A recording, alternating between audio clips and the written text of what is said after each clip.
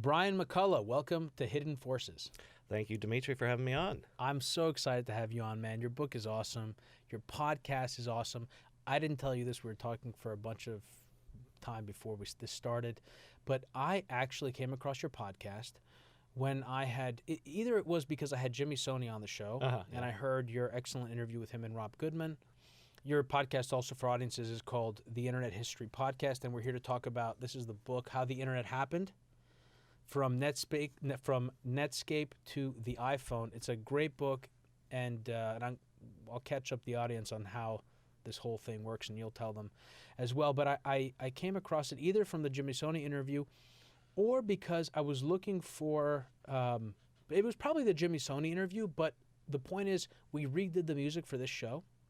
And there's this song, a remix of Madonna's, one of Madonna's, many songs that I love, where it's like the beat comes in a way, there's like voice and then the beat hits on the voice. Ray Light? No, I don't know what it was. I can't remember. But your podcast has this great thing where you open, your podcast really is special, the Internet History Podcast. Thank you. Because it has the sounds of dial-up. And then it comes in with the beat of the music. And I remember I sent it to, among many pieces of audio that I sent to my audio guy for the artist that did the music for this show. And I said, I really love how this guy incorporates these authentic sounds that are related and relevant to the podcast, and then brings in this music. And I just love it. It's just beautiful. It was important to me to do the dial-up sound, which even though it's a long intro, which they always tell you not to do, it's like a 1.5-minute intro instead of getting right to the content. But yeah, I wouldn't lose it. It's fantastic. I listen to it every single time. I didn't fast forward it. So I guess the first question I have for you is, did you start the Internet History Podcast, what was it, 2015? Yeah, 2014.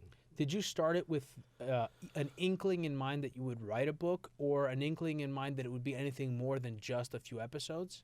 I started the book first. I've done 3 companies in my life. Like any startup idea, it was just like, no one's done this book before. Someone's going to do it. Why not me? So, I've never written it. I'm not a journalist. I'm not a historian or whatever. But I do know the story because it's been my whole career has been in the internet. And so I start to do the research. I start to do the interviews, because, again, I've been in the industry for 20 years. I know some people, so I get these great interviews with those Netscape guys. And I'm like, why am I going to sit on this and they're going to have 2 quotes in the book 4 years from now, right? And I'm a web guy. I'm used to, when I have an idea, I can put it up there and get immediate feedback and know what people think about it. So I just said, I was a fan of podcasts. I'll put these up as podcasts. And I had 1,000 listeners the first week. I thought it was just going to be a nostalgia thing for guys that remember the 90s, if you're old enough. But based on the interaction with the audience, I'd say, I always tell people, like 70% of the audience, I feel like, are kids entering tech today, because there hasn't been this before. So if you're 26 and you're entering tech, you don't remember AOL, you don't remember the sound of a dial-up, and you were born in 1992 if you're 26, right? I'm not that good at 1991, math. 1992. I'm not that good at math, man. I think the year 2000 now, if you were born in 2000, I think you're 17, 18 right now. Yeah, right. Well, that's easy math. Anyway, we're getting some insight into your weird brain. Yeah, Brian. so I'm good at math when it comes to business, but not dates and names. Anyway, the podcast, it fed each other. The podcast took off, and I sort of forgot about the book. Certain people that I interviewed for the podcast nudged me back to making it a book. But then, when I put something up, if I get something wrong, the audience corrects me. When I need to get I haven't talked to anybody from this company, I ask the audience, they make those connections. So it's been great, like to write the book sort of in the open with the audience, with the listeners, with the readership following along with you. It's like an open beta. Yeah. It's like Google was in beta for how long? They had that little logo. Right. That was for years. Did they have that? I think 2 or 3 years, yeah. Yeah. So how did you decide? We shared this also before the podcast that we've both have read. Of course you have, but I've also read John Naughton's book, and I want to have him on the program. I've been in touch with John John wrote among other books, A Brief History of the Future, which is a history of the internet. And there is a distinction between the internet and the web. Right. And the real, I would say, the one that everyone should read, if you want the full history of the internet, going back to ARPANET and all that stuff, it's called Where the Wizards Stay Up Late. And it goes back and tells very well the scientific story, the invention of email, how it was a government program, and then how it got released and stuff like that. But my thesis was what's been more transformative to daily life than the internet? No one's told the story of the internet happening to us, coming into pervading our lives. Companies like AOL, like Napster, like Google, like Facebook. There's been books about all these companies, all these people, but one single volume, here's how it happened, A to B to C. I kept waiting for someone to do it. And here it is. I did it. And so much of that was informed by Tim Berners-Lee, HTTP, and the browser. Well, so the point I make in the book is that he walks this back now in retrospect, but the World Wide Web, he definitely wanted it to be for academics. Like he would still say, oh, I want anyone to use it, and that's why he opened up the project to here, code up a better browser. He wrote the first web browser, but he didn't. I honestly believe he, again, in retrospect, will claim otherwise, that it would ever have cat videos or your grandma on it. It wasn't meant for that. One of the reasons why the Mosaic browser took off is it was the first browser to allow inline images. I don't know if you're old enough to remember that, if you had to play a sound file, even as late as the late 90s, you had to have a real audio player that popped up. It didn't play in the browser. So pictures, if you wanted a picture, it would pop up in a separate program or whatever. I'm old enough to remember that. I do remember the audio. I don't remember the pictures popping up. Right. So the thing that made Mosaic take off was Andreessen's we need pictures. This needs to look sexy. This can be sexy. Andreessen was the founder of Netscape Mosaic, right, which was the team at Champaign. Is it pronounced Champaign? It's Illinois. It's the National Center for Supercomputer something. I can't remember now. It's been so long since I wrote that. But yeah, so essentially Tim Berners-Lee says, here's the web. I want people to do amazing things with it, and the main tool that we need is a web browser. Here's how you do HTML, but the consumption is a web browser. So these kids at the University of Illinois in the basement, Marc Andreessen, the ringleader of these kids, do a better web browser, a sexier web browser that's easier for people to use, and crucially, for Windows users. How did that name come about? Who started using the term browser to talk about what it Berners-Lee. was? Berners-Lee. Yeah. So it's interesting also, another point I want to drive home, because you don't talk about, it's actually, I was going to say, you don't write about it in the book, but it's in your podcast about porn on the internet, which I hope we will get to in our overtime segment. But this point you made about the images in Mosaic, there's another example, and I can't remember now where it is, but where similarly, and it might have been with music, it might have been with Napster, but whenever a new technology taps into it was with AOL and chat rooms. It was with the chat rooms. I just remember that was just liquid hydrogen, on a fire. And the same thing with images. We're hardwired for images. We're hardwired to communicate, to be social. And so when technology service those needs, that's, I think, where you find the most rapid adoption. This got cut out of the book, but I made a point once that no one thought until the web took off that computers were good as communication devices. It turns out that's what they're best at.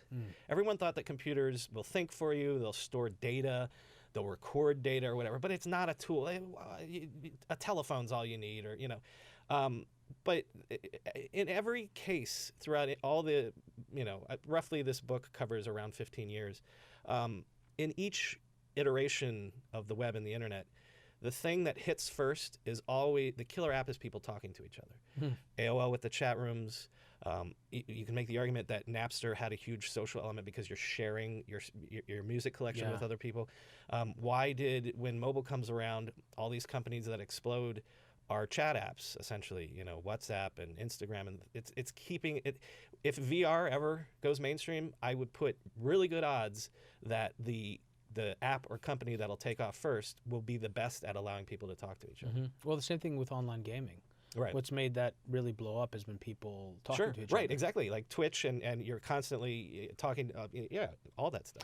So, I feel like I've been having less structured conversations lately on the podcast, but because of the importance of the subject and it's the lack of available information about it, I feel like it's worth really trying to do our best. Well, guide me, because I can ramble. So yes, point to me in go direction. through this timeline. So you start the book with Mosaic and Marc Andreessen's team at in Illinois.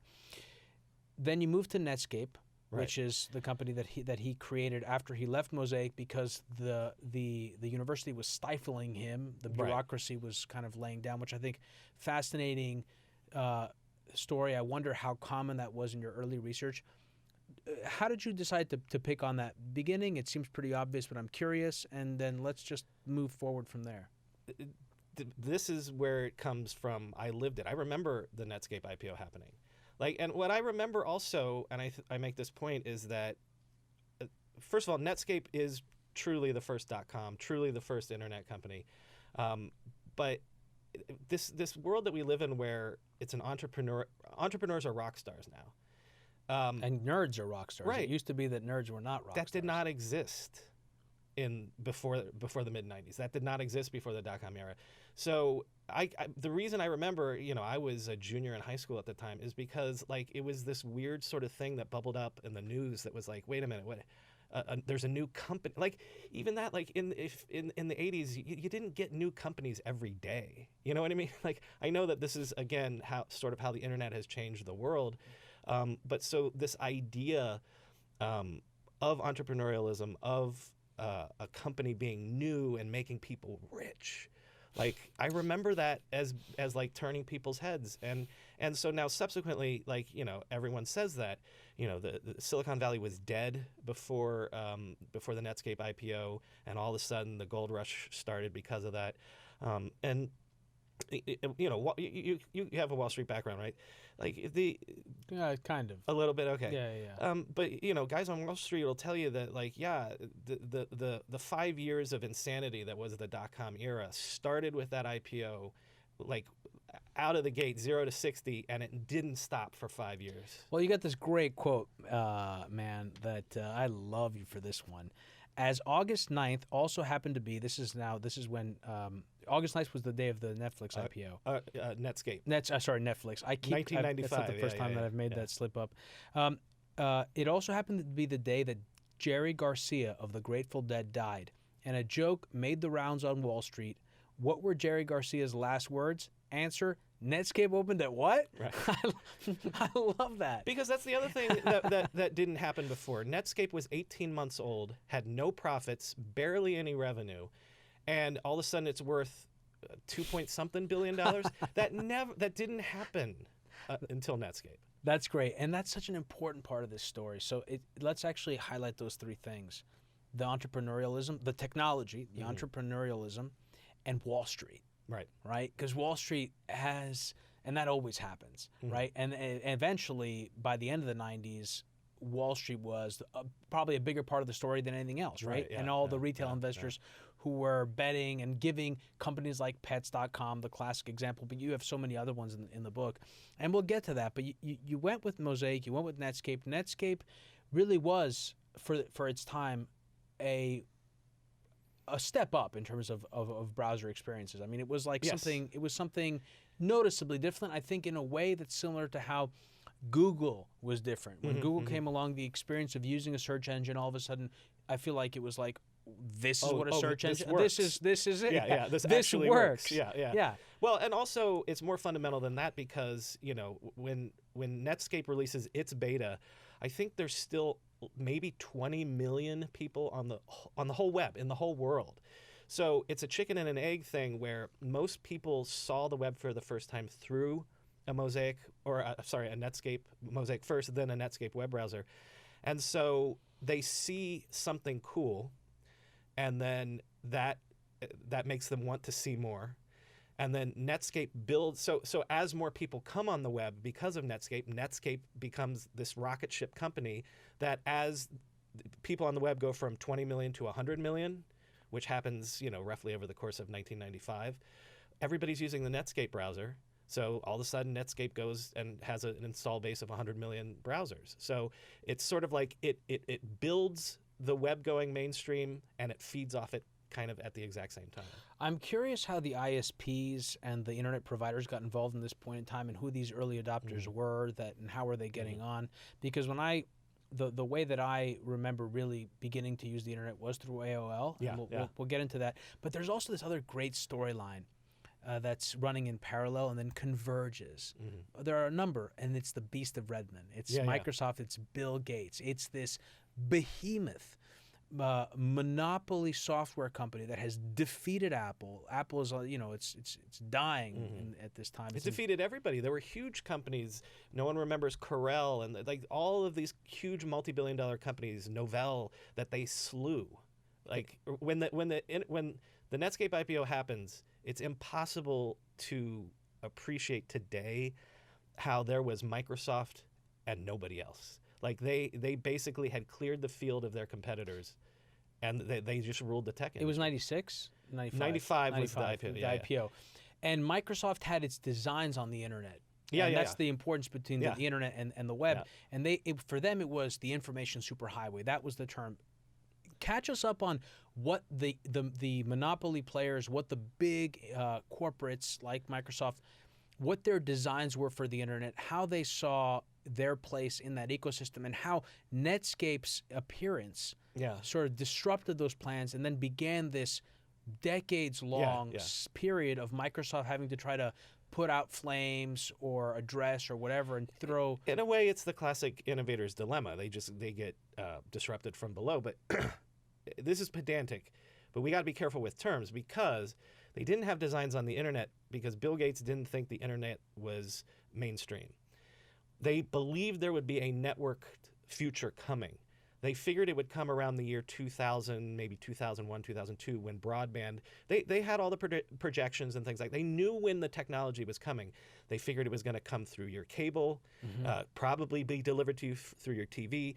This information superhighway, they really thought was going to be delivered in the living room via smart TVs.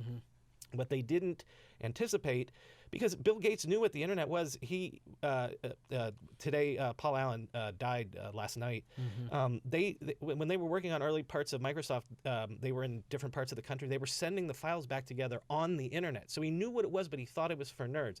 What he didn't anticipate is that the internet was good enough that they didn't have to wait for broadband to come. And so Netscape becoming this company that's taking off, that has this blockbuster IPO that suddenly has 30, then 100 million installed base users and things like that, opens his eyes to like, oh, okay, we're not going to wait. This is now. And the other reason he wanted to wait is if they had delivered it their way, it would have been proprietary and, with their it would be safe for consumers. It would be, all the rough edges sanded down, but also they'd be able to take a cut of everything.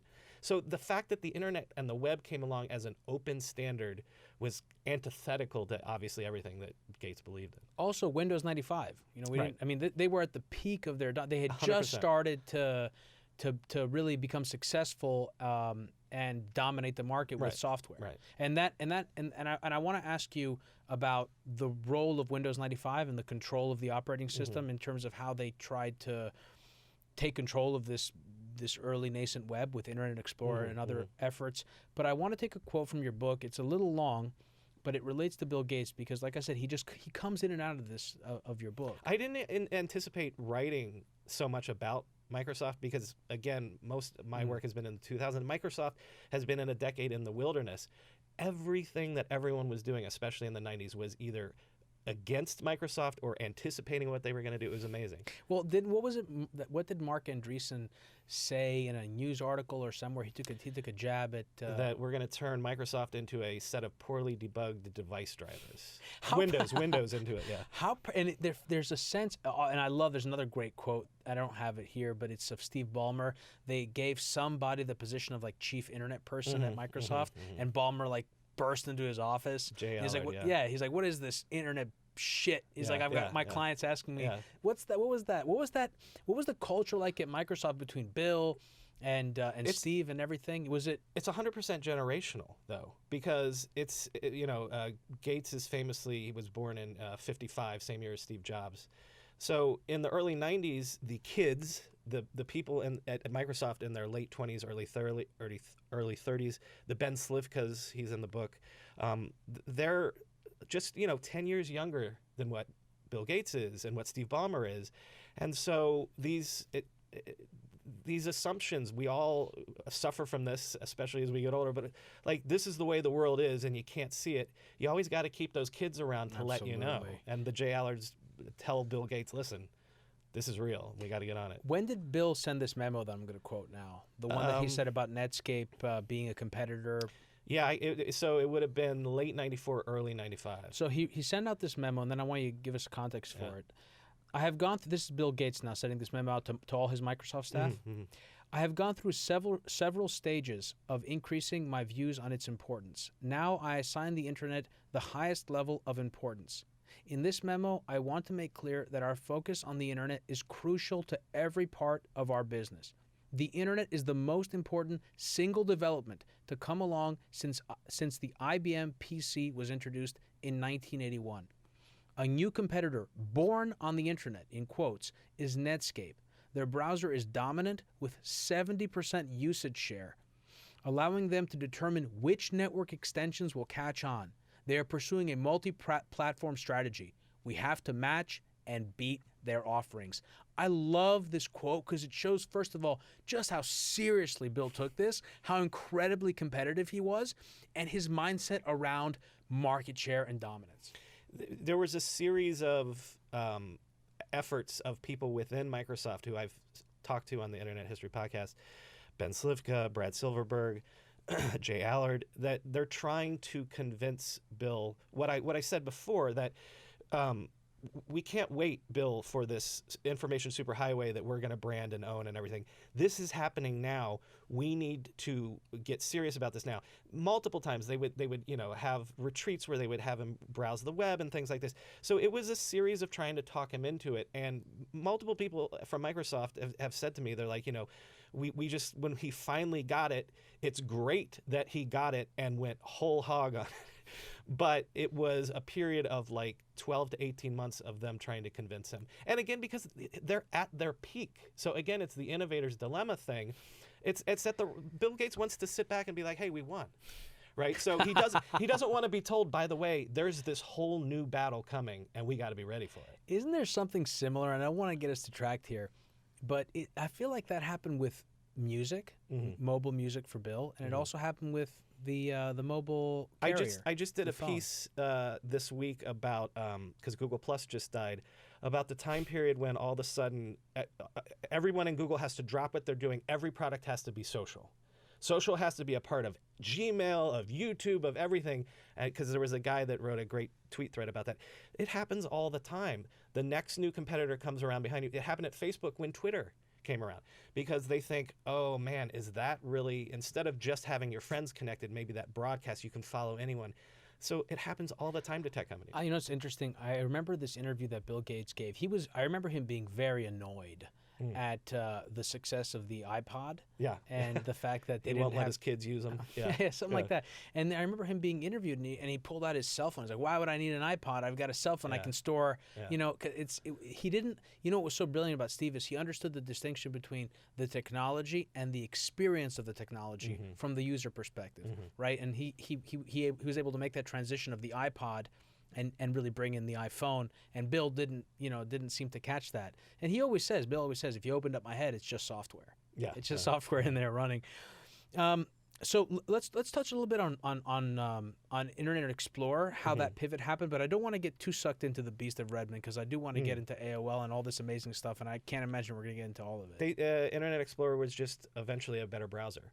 Why did it become a better browser? Because Microsoft, once Bill gets internet religion, they throw 1,000 people at it. They throw billions of dollars at developing these. And so Netscape, even though they have this successful IPO, they don't have 1,000 engineers that they can throw at anything. You know what I mean? So they had the endless resources of Microsoft, and they also had the endless coffers of Microsoft, which is how they ended up actually killing Netscape. Because as Bill, there's a quote where he says at one point, Microsoft never has to make a dime on a web browser. Netscape did. They went public and were at one time the fastest growing in terms of revenue company ever in the history of the world, because they had companies pay for licenses. You know, there's someone told me, I think it made it into the book, we used to call up Oracle and be like, we can see that there's 2,000 people in your organization using the Netscape browser. Maybe you need to sign up for some licenses. And all of a sudden, several $1 million would fall in their laps. And so when Bill Gates decides, okay, the internet is the thing, they had endless ability to have a loss leader be their browser. Right, and they actually forced their distributors to pay them a royalty on all computers sold. Right. Actually, no, that had to do with the Apple operating. That had to do with that's the a whole other system. Conversation about all of their business practices. Right. In general, and there were multiple antitrust lawsuits going on during this time. The specific one involving the browser is that they would say to a computer manufacturer, "Do you want a Windows license?" Yes, we do, because who wants a computer without Windows by 1995? Okay, well then you have to install Internet Explorer on the and you also cannot put Netscape, because when Netscape's so popular, users are clamoring for it. So with my new computer, why don't you pre-install Netscape on there for me so I can get on the web? And they said to Hewlett Packard and all these people, if you want a Windows license, you won't do that. Remarkable. And their products have, because I mean, Internet Explorer, I remember using it. I haven't used it in forever. Right. It sucked. I mean, it just sucked. It was never. But no, it was good for a time period. They were legitimate by IE4. They were legitimately better than Netscape 4. All the reviews said it at the time, and so what year was that? By 98 for sure, maybe late 97. Okay. So it's only a couple years. So again, if I don't remember why I always remember it sucking. Well, because after they beat Netscape, they never have an incentive to develop the product beyond. Makes sense. Right. So it died on the vine. So let's kind of right now we're talking about the open web. Mm-hmm. Let's move into the walled garden area of CompuServe, Prodigy, and AOL. Yeah. Because I think certainly for my generation, I was born in 1981, that was how many of us experienced the internet, experienced the web. And in fact, you made the point that for many people, AOL was the web. It was the internet. Again, this is hard to think of 20 years on, but everything online, having a service, what do I do? I'm dialing in somewhere and there's these pages that I'm going to, and there's this thing called email. It's all new. So the fact, this little, again, it's sort of pedantic, like, so you're telling me that this AOL page is different than this web page? I don't understand what you're telling me. It's all something I'm doing through my computer. But yeah, so let's just use AOL as an example. Online services were just, you dialed into them, but all of their content was proprietary. They would have Sports Illustrated would cut a deal with them, and you'd get Sports Illustrated content from the Sports Illustrated channel that you would click over to. Everything was importing the mental models of the existing analog world and was bringing TV channels, or magazines, and then, but then the web is, as you're saying, this completely open system that's also a Wild West. Well, if you're dialing into an online service, all the online services have to do is just turn on the ability for you to also go to the real web. And eventually, by 95, users are clamoring for that. And so your AOLs, your CompuServes, that had spent a good part of 15 years and millions and hundreds of millions of dollars trying to create these proprietary systems, suddenly the real money is in just letting people be on the web. And they become glorified ISPs. AOL was making a fortune. Were they so Netscape you said was the first? It was the big first IPO. Was the first moneymaker. Was AOL the second and on a much larger scale? It's a weird timeline because AOL actually IPO'd in '92. But they did. Yeah. I didn't realize that. But remember, the web is only invented in '90, and they only turn on the ability for AOL users to go on the web in '95. So there's a good many-year period where they're trying. What were they doing before that? Just using email? Well, and all the proprietary stuff. Oh, I got you. Where you'd go on the AOL chat rooms and the bulletin boards and the car and driver section and things like that. And so like by like 93, 94, it exists as a industry, but there's maybe 3 million people in North America using these online services. It's not until they turn into ISPs and allow people on the web that all of a sudden they explode into 30, 40 million users.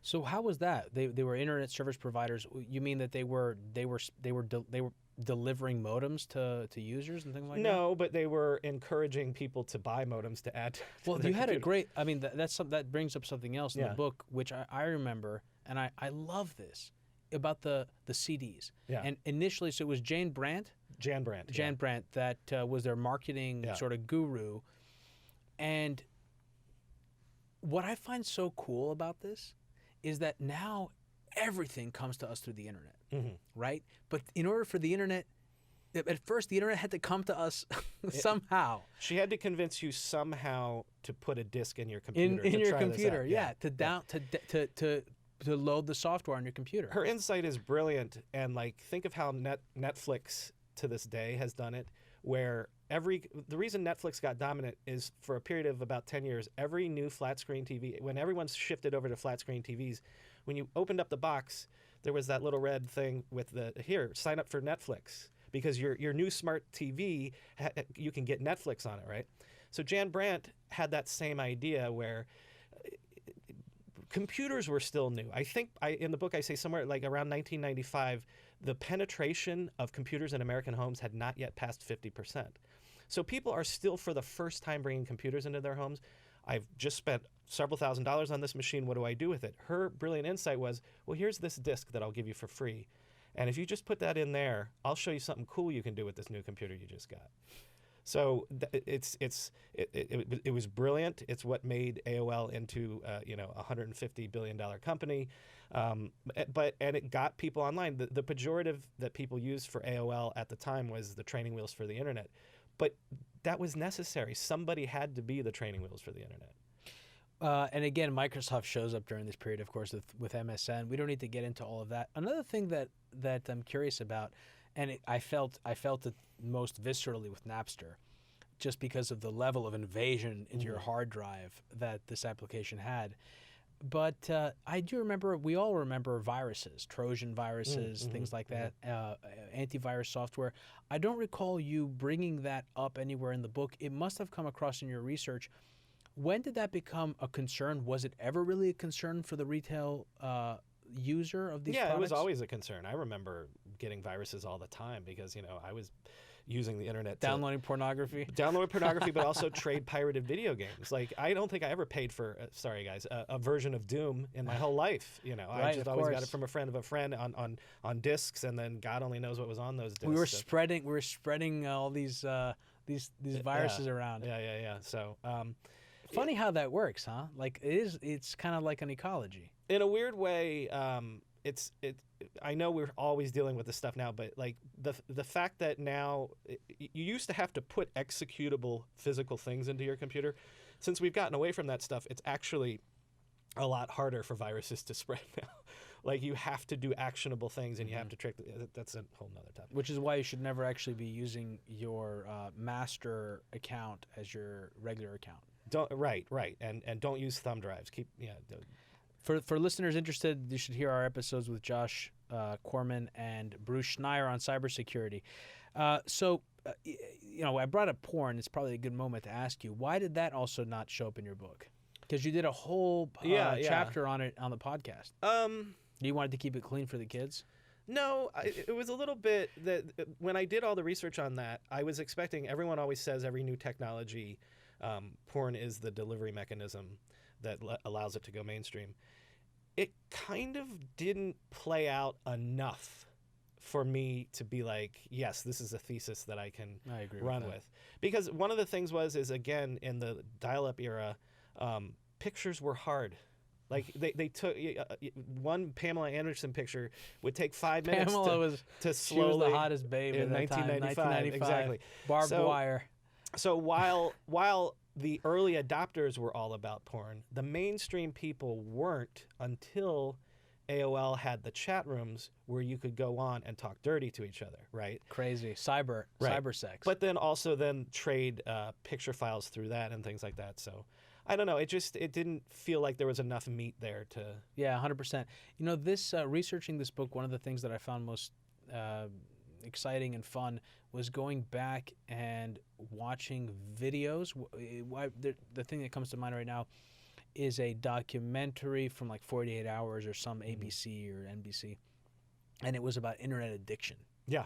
You know, and just it's so fast. Another fascinating thing to me. We're talking about the business, of course, the technology, Wall Street, but there's also the culture grappling with what this is. And there was this woman, this just sort of like Midwestern woman, they're showing her in on this documentary. She's like, when I come home, I just can't stop. And it's like, yeah. And she just grabs the mouse and she's like dialing up. By the way, that's still in an era where a computer is a thing that you have to sit down at a table turn on, dial in, you know, all these, as opposed to just pulling it out of your pocket. Oh, what's scroll, you know. So yeah, it's orders of magnitude different. Well, to your point, that made me think, because they presented it, the host, everyone seemed very concerned about this woman's, you know, well-being.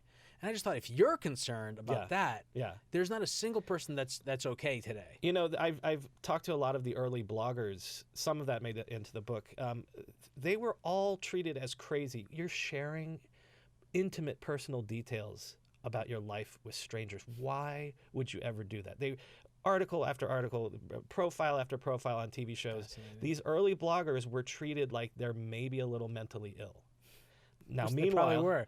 but no, I guess we all are now, right? No. So that's what I mean. I mean, they were mentally ill by the standards of the time. Yeah. Or we are all now mentally ill. Yeah. So, well, do you ever think about that? You're a recent father. Yeah. 3 years old, your kid? 4 and 2. 4 and 2. Yeah. 2. That's right. Congratulations. Yeah. Well, you ever think about the world that these kids are going to grow up in and the types of interfaces, the way they're going to interact with technology? We all do. We all do all the time. How do you even do? I mean, because we're okay. I mean, in some ways, we're not so okay actually today. There are things that we've lost, right? You gain things, but you lose things. Can I tell you something? Because I've experienced it doing this book. This book has roughly been a 5-year project. When I started doing it, people are like, "Oh yeah, history. I'd like to know how this stuff happened." Today, when I tell people, they're like, "Oh, are you going to explain how the internet ruined our lives?" And that's happened in the 5-year period of me doing. That's how the worm has turned, how people's feelings about their relationship with the internet has happened. And it started 2.5 years ago. I remember the first time I asked someone on the Internet History podcast, "You guys do know that people are starting to hate what you're doing, right?" I think it was MG Siegler was on. And he's like, "Yeah, Silicon Valley is aware that its reputation is starting to turn." Where do you think that's come from? Because are you talking about, because I do agree about Silicon Valley. Yeah. Are you also lumping in when you say the internet, do you just simply mean connected technology? I'm saying people feeling like they're addicted, people feeling overwhelmed, people feeling bad. You go on Facebook or Instagram and you see all these amazing lives that other people are having, and you feel bad about yourself. I think it's like the sense of losing control and this low-level depression that either constantly being nagged by the internet and these devices and things like that, or just bullying, or run the gamut of all the things that people talk about. That's interesting. Do you think, because I feel you on that, and I wonder, is that because of the particular business model that the internet has grown up on? Yes. The ad model. Yes. And the fine-tuning of behavioral psychology. Yes. Well, Tristan Harris, the famous guy that Facebook, right, it wants to design ethical design. You know, his point is that this motion is the same motion as this on a slot machine. It's a dopamine hit. What's new? What's new? What's new? I'm still unhappy. Maybe I'll be happy in a second. Maybe I'll be happy. Maybe I'll win. Maybe I'll hit the jackpot. That's not a healthy. But what are all of these algorithms designed to do? You watch one YouTube video, watch another one. Okay, you watch that one, watch another one. Watch another one, watch another one, watch another one. Smarter people than I are talking tons about this these days, but the whole model of more is better, Well, it's kind of broken. Apple recently introduced a software update about screen time control, right? Yeah. I feel like it's starting to happen where certainly Apple seems in particular to be branding itself as the secure platform, as the platform Giving that you gives control, more control over your life. Yeah, yeah.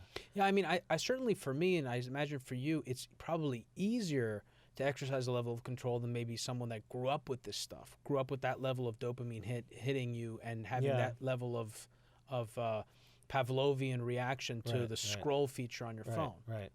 Yeah, I think so. I mean, if you're going to ask, they're not old enough yet to need controlling their screen time. But we haven't instituted any, in the same way that, we're a household that we let them watch TV, not all day long, obviously, but, I grew up watching TV all day long and I turned out all right. So on the one hand, I'm not super worried about it yet. Talk to me when they're 8 or 16 or something. I think also part of the problem is one, and I don't know if I've ever brought this up in the context of technology, but there's a writer, Andrew Solomon, and he's written this book, Far From the Tree. And I don't know if you've read it or if you're familiar with it, but it's basically about all these aberrant, and by the term aberrant, I don't mean it judgmentally, I mean it in terms of variant from one's own genetics. Your child is deaf, your child is gay, your child is transgender or handicapped, etc., where the difference between the parent and the child is so great that it creates emotional distress in the family, in the dynamic. Interesting. Yeah. And I wonder to what extent that is part of what the issue is with technology as well, which is that as it progresses exponentially, so does the experience of being a human being between the child and the parent. Right. It comes back to this idea of generations where, 20, 30 years ago, the generational difference was, the baby boomers listened to rock and roll and their parents listened to jazz or whatever, right? It matters of taste. But now a 10-year difference in age can mean a 10-year. I still can't comprehend Snapchat.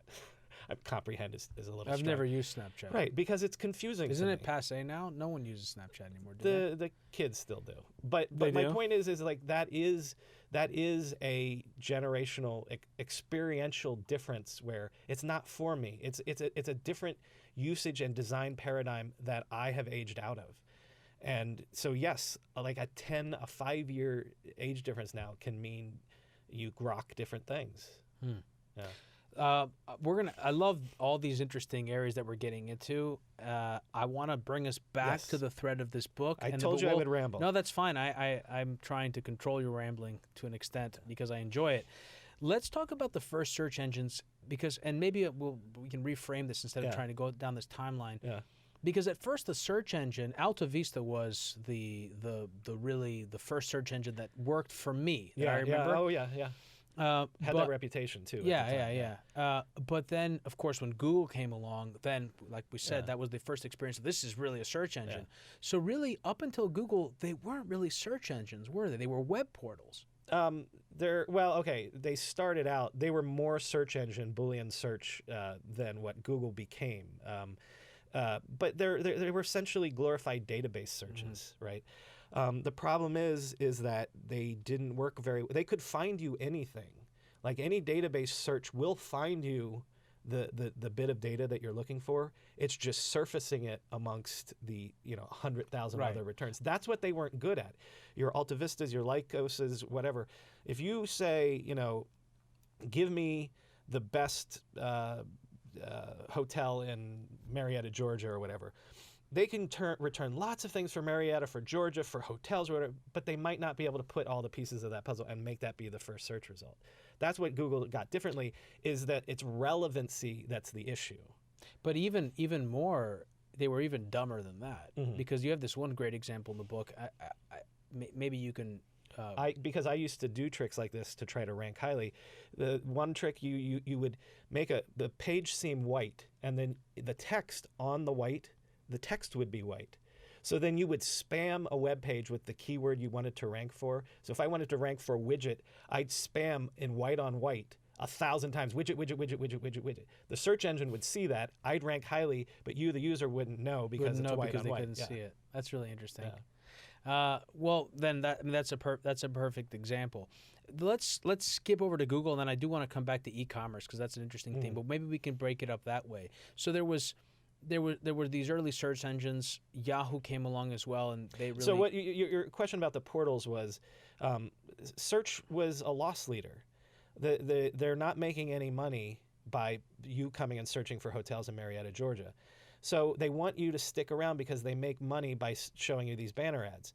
So they start to offer you free email, free calendars, here's your sports scores, here's the weather, all these things.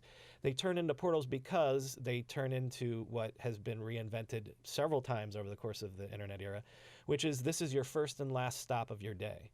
Come here to check your email. When you wake up in the morning, here's your calendar, here's what's going to happen. When you sign off, they want you to come back. And so what they got bloated, and they forgot what their original use was, which was navigating the internet. Now that goes back again to a point that we made previously. I made it or you made it, which is that you import a new technology imports not it imports the cultural practices and the mental models and norms of the users that are accustomed to a different generation of technology. It takes some time to move past that. We forget about these banner ads. I mean, there actually still are some. I don't know why the hell anyone runs them. Yeah. But this, indeed, and Google eventually, when they were working to find out their business model, pulled from Overture. I think the word you're looking for is ripped off. Ripped off. Go ahead. Yeah, in fact, I actually thought that they had it was called Overture and GoTo, right? It was originally called GoTo, and then they changed the name to Overture because I'm making. I thought that Google bought Overture. I didn't realize that they just ripped them off. Yahoo did. When Yahoo was trying to remain relevant and fend off Google that came in from below, they bought Overture and tried to replicate everything. So let's go to a little bit to Google now, because I feel like a lot of people don't know this. They don't know the magic. I mean, I think the most people may know is that Google did something with deep linking. Yeah.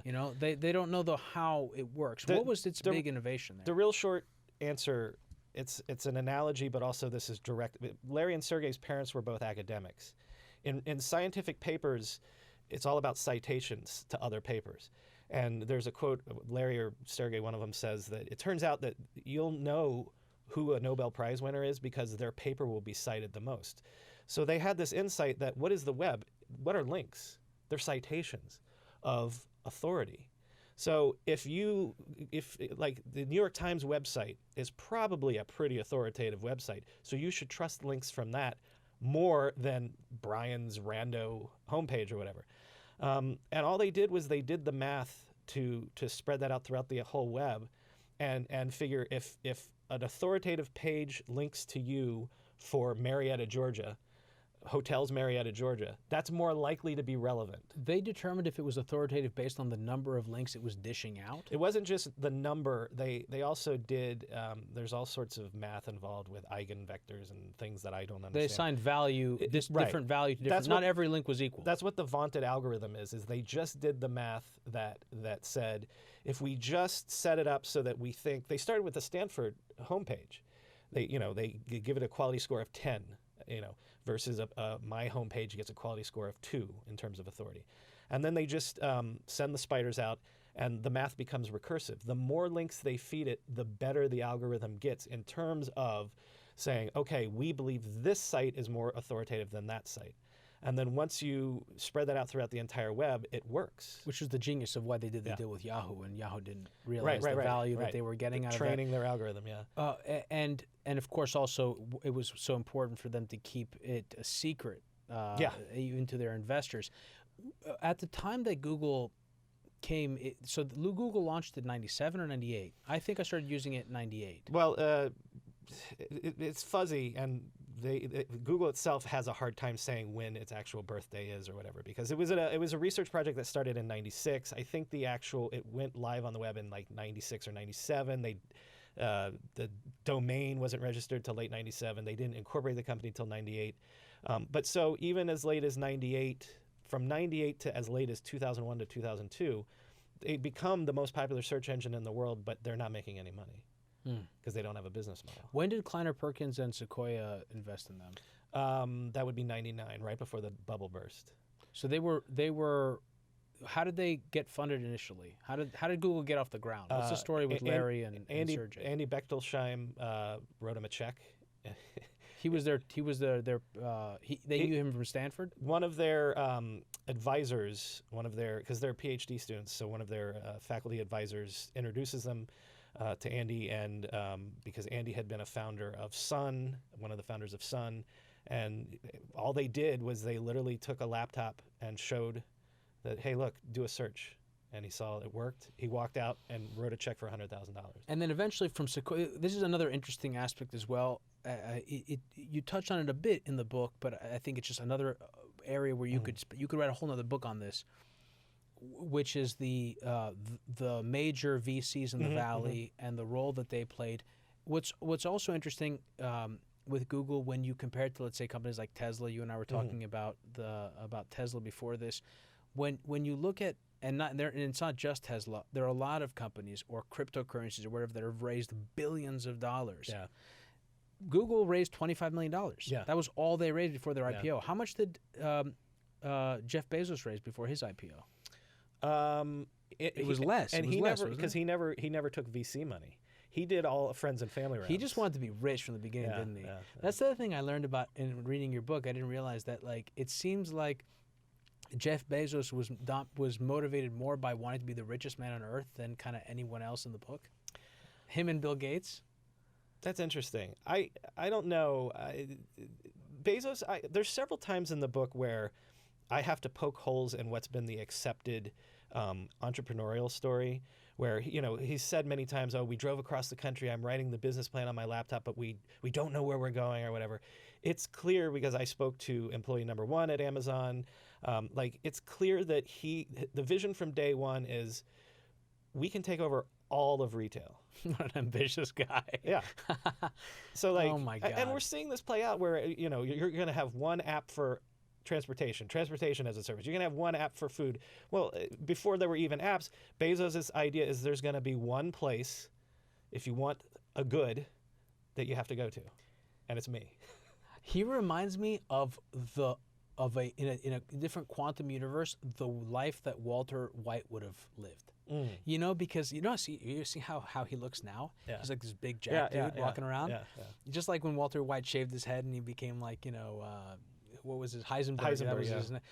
For listeners who don't know, Walter White is from Breaking Bad, the chemistry teacher. But early on, he was this kind of geeky, nerdy guy. Yeah. And I remember that scene in Breaking Bad. I can tell you have a great memory from the conversation we had before we started. He said, I forget, I think it was to Jesse. He's like, "Jesse, I was never in the drug business. I was in the empire building business." Yeah. And there is a feeling like that with Jeff, that it's... But see, here's why I think it's different. Like, I feel like Bill Gates wanted to have every computer in the world running Microsoft software. I feel like, yes, obviously this is a big dream that every good I will sell to you, right? That's a big dream. But I think that it was a hypothesis that he was testing. So I don't know why I want to walk back what you're saying. You're proposing I want to be the richest person in the world. I think he thought that this is a more efficient way to sell. And if it works out, what can't be sold this way? So you see what I'm saying? It's a slightly different once he proves the thesis, then he's like, all right, go to 1,000, right? But I don't think that he's like, well, if I do this, I will be the richest man in the world. I think he just thought this is the more efficient way to sell goods.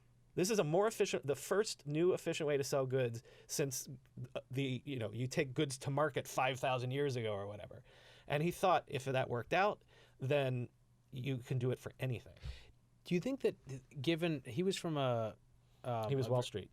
He was from a very unique school. He was brilliant. Right. He was always brilliant. Yeah. Is he one of those guys that he looked at the internet and said, "What is the best business I can create for this new paradigm?" So he was working on Wall Street and at a firm that was, trying. They assigned him to say, "This new internet thing is happening. what opportunities are there for us? And he literally researched various things, and he said this multiple times that he looked at music and clothing and things like this, and he settled on books because it was, for various reasons, the easiest way to prove that selling things on the internet could work, which I go into in the book. It's not worth going into all the details of why books were the best way to prove the case. But the thing that convinced him that selling things was the way to go, like multiple people have this aha moment, including Bill Gates, but when he looked at just the numbers of people signing up, again, we live in a world where if you coded up a new successful chat app tomorrow and you had 100 million users in 6 months, no one would be surprised. If you had 1 billion in 2 years, no one would be surprised. We're used to numbers like that. Mm-hmm. But before the web and the internet take off, what's the biggest company in the world? GM. They sell 20 million vehicles a year or whatever. You know what I mean? Everybody has a car, but the concept that a product can have an addressable user base of every human being on the planet was not a concept that people were used to thinking through as this is our addressable market is everyone.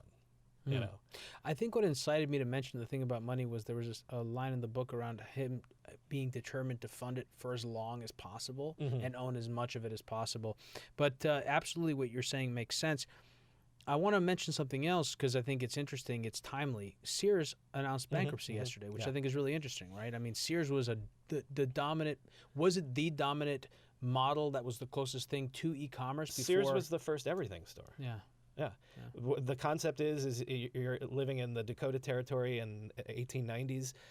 You can't go to a store, but you need sheets and bedding and clothes and milk. And you get a Sears catalog.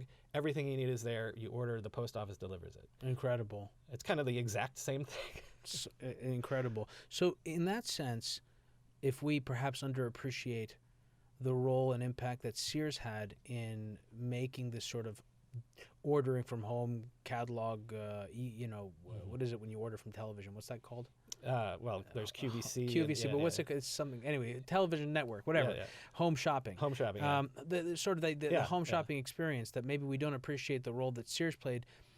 Do we underappreciate the extent to which Amazon is e-commerce? That Amazon innovated so much of what you're preaching to the choir here, because and so many of the stories in this book are there's a pioneer that pioneers some new technology or some new service or whatever, but they're not the ones that win. It's not MySpace that wins. It's not Friendster that wins. It's Facebook. The fact that Amazon was not technically the first e-commerce company, but they were the first really significant ones. The fact that they are it, essentially. And also that, because remember, there was Bed Bath & Beyond for bedding and things like that. There was Best Buy for electronics. So why everyone assumed that would be the thing? That's why you had the the pets.com. Everyone assumed that, well, there wouldn't just be one e-commerce player for everything. There would be the e-commerce player for your pet food, the e-commerce player for music, because they thought, again, as the analog world where you need to have That's the thing that's so remarkable. But that's Bezos' insight, is that there is no once you create the system to do e-commerce efficiently, why not do everything? Why not sell tents? Why not sell cars? Why not sell? So that there's no functional reason why, aside from brand loyalty and things like that, you just need one person to sell you stuff. Well, who's the CEO of Starbucks? Schultz. Yeah. You have this great quote about Howard Schultz when he speaks to Jeff Bezos in the 90s. They were both in the same area of Seattle, and he basically tried to do a deal with Jeff and said, I'll put your stuff in my store. It'll give you some exposure. And he goes, you don't have any real world exposure. I forget how the words he used.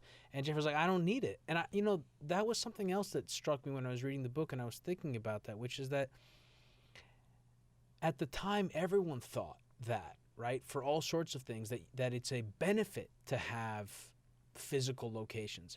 But in fact, a perfect example is Barnes & Noble. Yeah.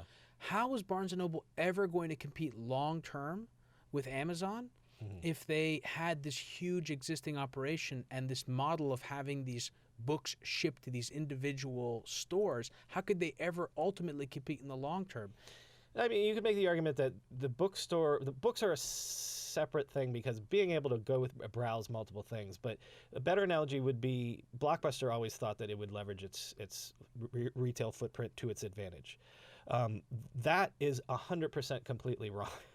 I don't think bookstores will ever go away because there's still a pleasure to going and browsing. Clothing stores will never go away because there's a pleasure to touching the fabric and, oh, I like this, I like that, trying it on and things like that. There's certain things that I don't think will ever go away in terms of having a physical presence. That's interesting you think bookstores won't go away. Oh, I would bet a lot of money they'll never go away. Maybe they would be something more like entertainment mixed with bookstores. Like Union Square here, Barnes & Noble has made a business out of doing events and things like that. Or what Starbucks essentially is. Starbucks gives you your coffee hit every day, but it's also the third place. It's a place to go that's not your home and not your work, you know. So bookstores are like that too. It's a meeting place and what were we talking about? No, see, we're both. I think we both meander. My audience hates me for it. Sometimes I get accused of interrupting my guests because it happens. I get so excited in episodes like this.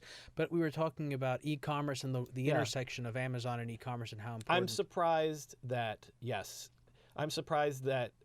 because it doesn't make any sense to me that there's basically one player. This is not to say there are not things like Zappos, although Amazon bought Zappos, and there's other e-commerce players. There's people that make billions of dollars that aren't Amazon. But for all intents and purposes, Amazon is the whole game. And that's what I give Bezos the credit for, is having that vision and seeing it through, and no one else has even been able to come close. You mentioned Pets.com again. It's another thing I wanted to ask you. What were some of the worst offenders towards the end of the 90s, the peak of the bubble? You make another great point. I got to commend you on something else. You know, on this show, our sort of specialty is finance, econ, and some tech. You had Sebastian Malaby on the program. Sebastian's a tremendous resource, and you had him on specifically to talk about his work chronicling Alan Greenspan's life, which I think is such a small piece, and I think it speaks to the extent to which you research this.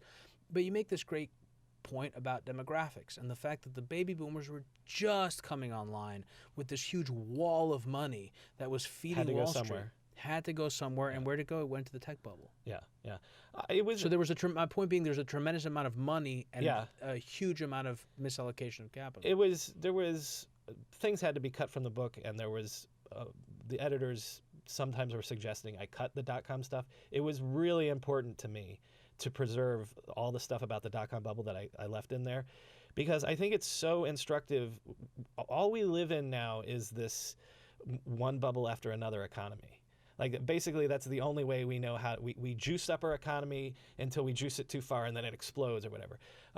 It was important to me for the broader social reasons to be like, well, this was the first time everyday people experienced a bubble, and they experienced it with their 401k plans in their lives. You know, there's stories in there about people taking all this free money that the pets.coms of the era here, you know, free shipping, and like all the hundreds of billions of dollars of VC money that was subsidizing all of the to get people to try e-commerce for the first time.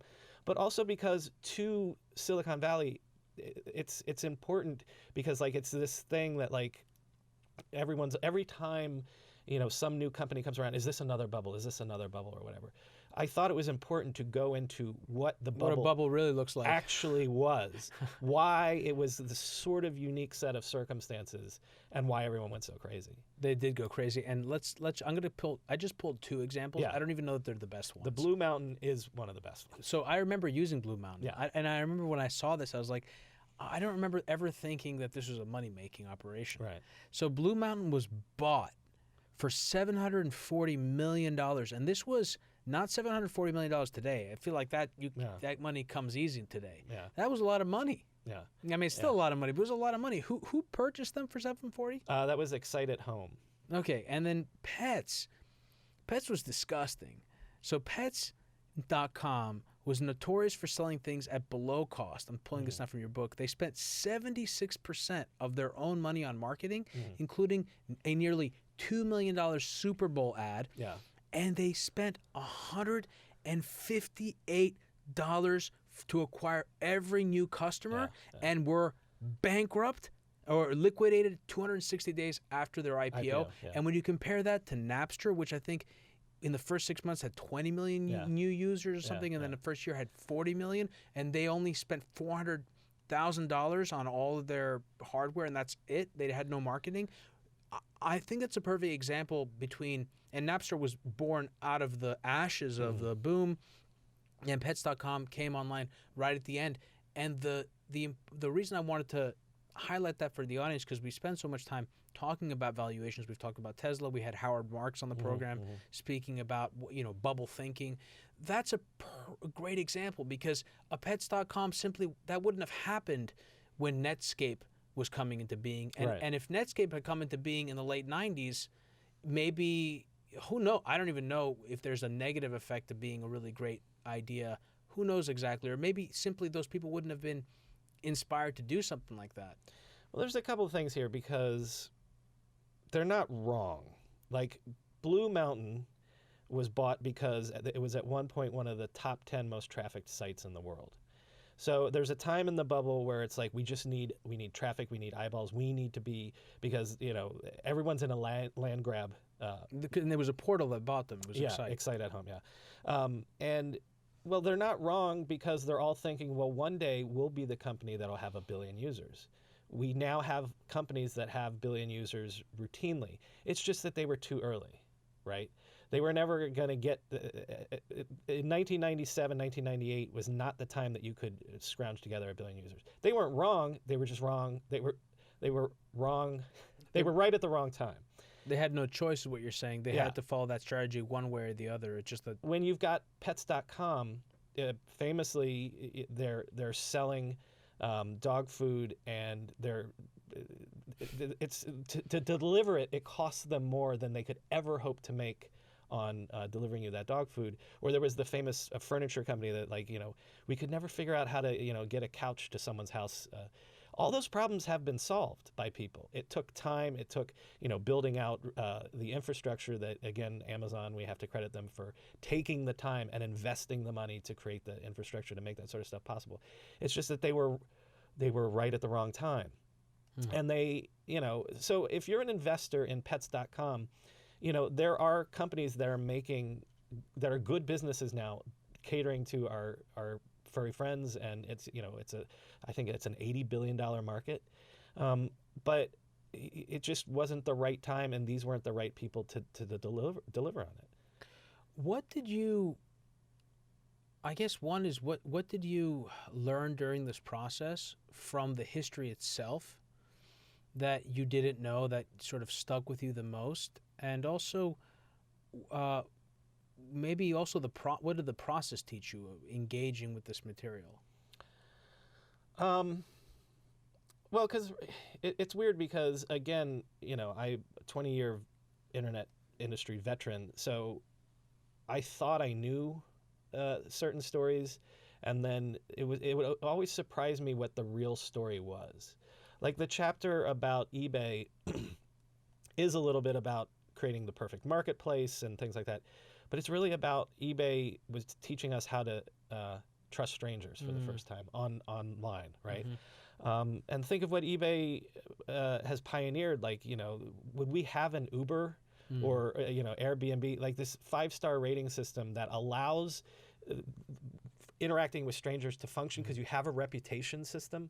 eBay pioneered that with their 5 stars to help people trust complete strangers and do business with them. So it would surprise me when I would do the chapter on Napster. Okay, I got to tell a Napster story now. I remember Napster. I used Napster. It was all about pirating music. No, it wasn't. The story about Napster in the end is they were the pioneers of the instant gratification, unlimited selection media environment that we live in. If I tell you about a great new TV show, you expect that you should be able to pull it up on your phone and start watching it in about 10 seconds. That's what Napster really was. All of the music in the world. Oh, it helped that it was also free. But it turns out that people, all they really want is everything, and they want it right now. And if you give it to them, they'll pay for it. People pay for Spotify. They're approaching 100 million subscribers. So even though Napster was about piracy and was about free music, it was really, in the end, about people just want unlimited selection, instant gratification. Also, that's another great story from the standpoint of technologies converging. The storage space, obviously, of the hard drive is becoming available for people to actually do that, having all that spare storage space. But the innovation in lossy compression with the MP3, right, and the ability to actually be able to share this type of music over the network. There were a ton in the .com era of music startups that not just to sell CDs as e-commerce, but to do things that now Spotify does, that now Napster tried to do, that the iTunes store did, but they were just too early, and the technology wasn't there because you were in dial-up. I want to ask you one more question because we've run over, and that is a question that I was inspired to ask from an interview that I did with John Borthwick, where he mentioned that maybe the biggest mistake. Interestingly, Bruce Schneier says one of the implications of what he said is that the internet was never built with security in mind. That's a big problem. Yeah. But John talked about how payments were not enabled in the browser early on, and that we would have had a very different internet if that were the case. I don't mean to ask you what was done wrong. Things were done the way they were done. I don't know if you went back in time without any knowledge if they would be done any differently. But knowing what you know now, if something could have been done differently in the early days of the web to make the world we're living in better today, what do you think that would have been? Would it have been payments enabled in the browser, or would it have been something 100%, else? because we're just coming out of that mistake now. But that goes back to the fact that the internet was a government program. It was supposed to be for academics and researchers. And so legally, you could not conduct business on the internet till I think it was 1993. So Jeff Bezos couldn't have done Amazon in 1993 because legally you couldn't have commerce on the internet. But so the problem is that when the training wheels for the internet happened, everyone had this expectation that, well, I don't have to pay for anything. This is all this content that's just going to be delivered to me. Now, you can make economic arguments that, like, if it's zero marginal cost and things like that in the digital realm. But the point is that we have spent 20 years trying to train people that stuff is worth paying for even if it's digital. Things like Netflix, things like Spotify, things like these subscriptions to anything. The fact that everybody is now moving to the X as a service subscription model we would have been better off if we had started. We scrapped the last 20 years. Yeah, if we had started by the expectation that you have to pay for stuff. Let me ask you one more thing, since in closing, what do you miss? Because I told you, for me, I was an adolescent. Yeah, so was I. Yeah, you were. So I mean, I was going through puberty, dating, experiencing all sorts of new things. All this was happening in the 90s. Yeah. And music, and so much of that intersected with the coming of age of the internet. And so when I listened to your podcast and listened to that dial-up every time, I wanted to listen to it. And when I went online and I listened to the sounds from AOL or saw some of these really shitty websites and their images, it brought back a lot of nostalgia. Yeah. It was nostalgic. What do you miss the most from that period? That when you interact with it, or is it just one giant collage? Is it everything? No, but this is, you miss your youth, but it is that it wasn't for everybody. That when I was 12 and I was going on Prodigy or BBSs or things like that and looking for pirated video games and porn and things like that, like, I knew my mom wasn't into this stuff. She didn't know what the hell it was. Didn't know what the hell was going on. It's sort of like, I'll use a music analogy again, which is, people always used to say this in the 80s about REM, is everyone loved REM when they were just some regional band from Georgia or whatever. But then when REM became the biggest rock band in the world, all those original fans were sort of like bent out of shape about it because now, you guys, I've been loving them since 1984. Like, how dare you? So there's a little bit of that where it's just like, because the internet is so ubiquitous now, it doesn't feel special to me anymore. There are things about it. There are different technologies that I'm still excited about and I still find magical and special. But it doesn't feel like my own private little secret anymore. That's interesting. That resonates. I also wonder how much of it has to do with the age that we were at? Oh, sure. I think about that all the time. You do? This book has been so much about me thinking about my own mortality and Really? aging and the kids today and I want people that lived it to think back and okay, these were the steps and how it happened. But I also if you live long enough, the things that you experience become history. Yeah. So all of these things about the .com companies, it is history if you're 26. So here you go, learn the lessons of them. You don't have to think it's great or whatever, but be aware of how we got here. But I think also, this is what I was trying to say with the age thing. There's something about having this technology that's so new. It's so new that an older generation is out of step, can't really understand it. And like you said, it's your own private little world. It's an enclave where the adults, they can't get to it. They don't know how to swim to get to that cove. Bringing it back to my kids, will they have things like that? Because they'll have AR images coming into the right. room. But if AR and VR really did become mainstream, who do you think would be most excited about it? Papa would.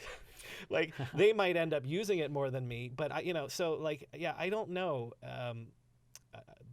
Well, then it's mainstream already. It isn't still forming. Exactly. Right. There's something about it forming, that primordial soup. Yeah. So, Brian, I thank you so much for coming on. It was great having you on, but it was actually, this is one of those rare moments where I'd say I actually enjoyed preparing for your interview more than I did even interviewing you, because it was such an important experience for me to go back in time and do this. And I think everyone would benefit from reading your book, and everyone would benefit from spending some time in general, as they get older, going back in time and revisiting a period that they thought they knew. If we've turned off any of you kids, 26-year-olds out there, we do go all the way up to the modern era with the iPhone and Facebook. All those stories are in there too. So it's not just about obscure .coms you've never heard of either. No, it does go through all those things, and I think I think the reason that we focused on it was obvious. It's because we're old. I don't say that. Brian, thanks for coming on. I really appreciate it. Thank you. Pleasure. Thank you. Thanks. All right.